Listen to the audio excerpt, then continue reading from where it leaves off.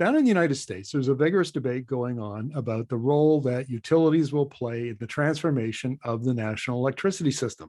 In fact, in many states, the utility business model is changing. It's being flattened. There are more participants in the market. They are trading services amongst themselves, and some utilities are even becoming more like a trading platform for exchanging marketing services, selling marketing services. That debate is not happening in Canada because in most provinces, the utilities are government-owned monopolies. So they don't have to let anybody else into the market. But there's a new study out from Emily He, who's an analyst with Pembina Institute, about changing business models and what that means, utility business models, and what that means for Northern and Indigenous communities that want to adopt renewable energy and have to get cooperation from the provincially owned utilities in Canada. So I'm going to talk to her about that. Welcome to the interview, Emily. Thanks for having me. Well, look, what's your take on the whole, evolving utility business model? Yeah, I think that utility business models are evolving because of the changing roles and responsibilities utilities are having to face, both in grid-tied markets, like you mentioned in the US, and in remote markets, like throughout remote communities in Canada, in non-integrated areas. And given these new responsibilities, utilities are having to adapt the ways that they collect revenue, make their profits, in order to ensure that their operations can maintain consistent and that they can meet these new responsibilities, and that the clean energy transition can continue to progress. And with the current cost of service business model, that there are barriers in place that mean that reform needs to happen before that can progress. Right, and just for viewers, cost of service business model has been around for well over 100 years, and basically the utility is in a regulated environment, and it goes to the regulator and it says, look, this is the cost of providing the service. Say it's 7 cents a kilowatt hour, and then the regulator gives the utility a profit margin on top of that, maybe another cent, and then that's your price that you charge the customer. But now with the customers can generate their own electricity, and with microgrids they can distribute their own electricity. I mean, it's getting much more complex, right? Right, that's correct. So the cost of service model ties utility revenues directly to the quantity of energy sold. And like you said, with customers being able to generate their own electricity and also reduce their demand with energy efficiency projects, this means that utility revenues are going to be increasingly uncertain as both energy efficiency and renewable energy increases.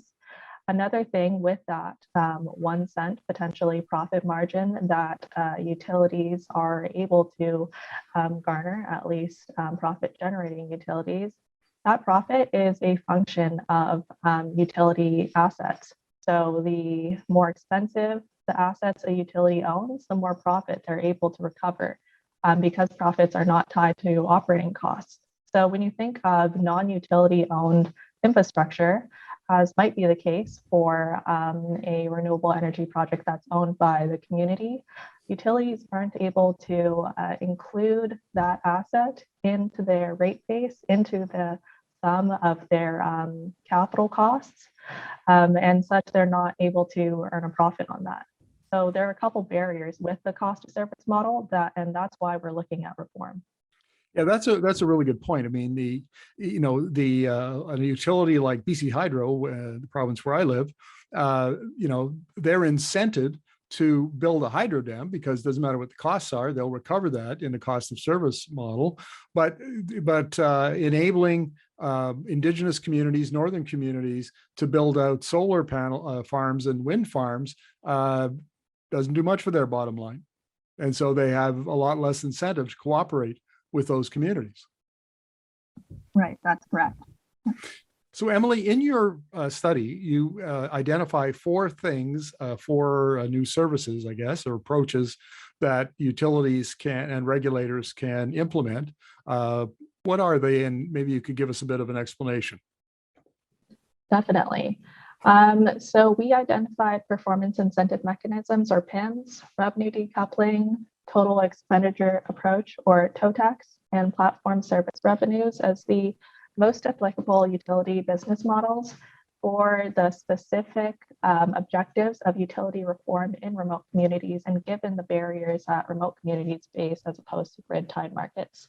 We did evaluate many other alternatives, but these four are what we highlighted as potential focus areas for utilities and governments and regulators moving forward as utility reform progresses. So what exactly is a platform service revenue? So platform service revenues are, you can think of utilities being a platform or a broker between customers and third-party energy providers, so non-utility energy service providers. In that utilities connect the two parties, they open markets, and in exchange, these third-party companies provide utilities with a new revenue stream by paying a fee for access to the market, and that allows for utilities to have a new revenue opportunity to potentially open gateways for these companies and for the services that they provide, such as installing a battery pack on people's homes or solar power to access net metering, etc.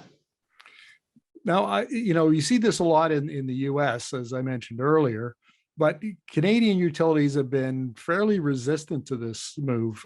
Do you think that the governments, provincial governments, are going to have to bring in regulations to, basically force the utility to open up their markets and allow more third parties in and more of these kinds of transactions?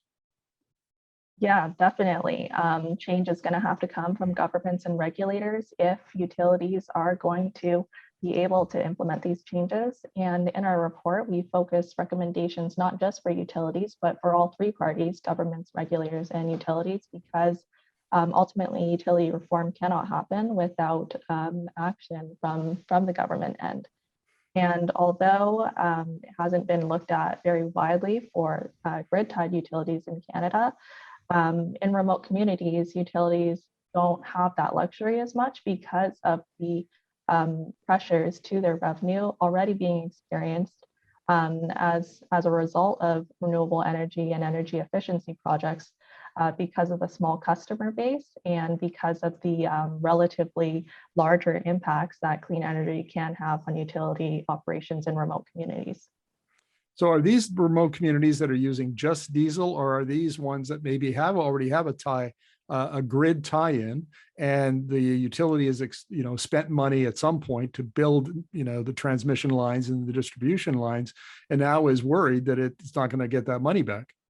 Mm-hmm. So the remote communities that we're focusing on are not connected to to the North American grid.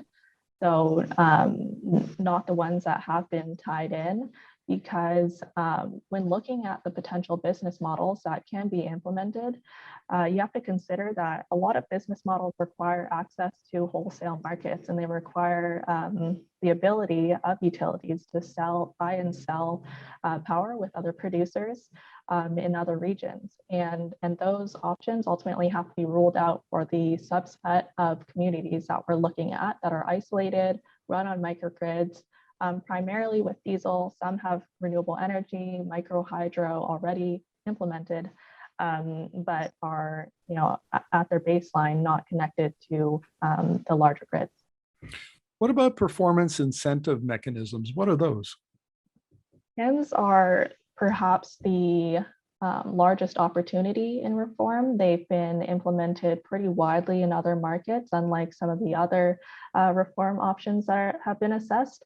And that's because PIMs are very flexible in what they can target. They can be designed specifically to enforce utilities to address a greater degree of energy efficiency uptake, or more broadly, reduce the carbon output of their generation, or to increase customer satisfaction. So essentially what PIMs are regulators identified trackable metrics for utilities to meet or exceed.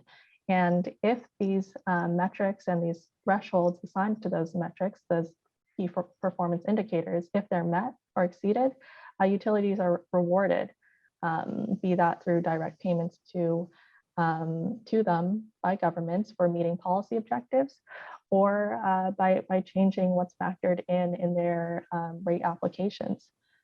But alternatively, if utility performance is not at the level that it should be, or is substandard, then utilities may have to reduce their costs and reduce their revenues correspondingly. So PEMs really unlock a large opportunity to address a wide variety of reform objectives depending on how they're structured. What about total expenditure approach? Can you explain that, please? So with TOTEX, drawing back to what I mentioned earlier under the cost of service model, is that profits under cost of service are only a function of capital assets, or the rate base, the total sum of the costs of all the physical assets, all the physical infrastructure that a utility owns. Under TOTEX, both profits are a function of both capital and operating expenses.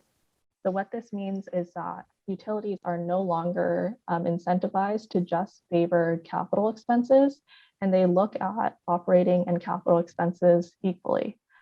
So this will incentivize utilities to choose the most efficient option rather than just focusing on what would increase their profit margins.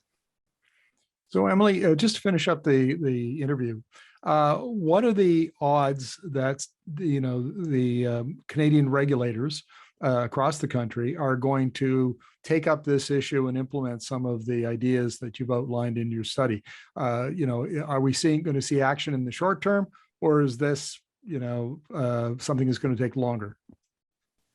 I think looking at regulators specifically, if there isn't action, if there isn't a push from governments and utilities both to progress utility reform, it's more unlikely that reform will occur. So it's important that regulators have that signal from governments to look at this.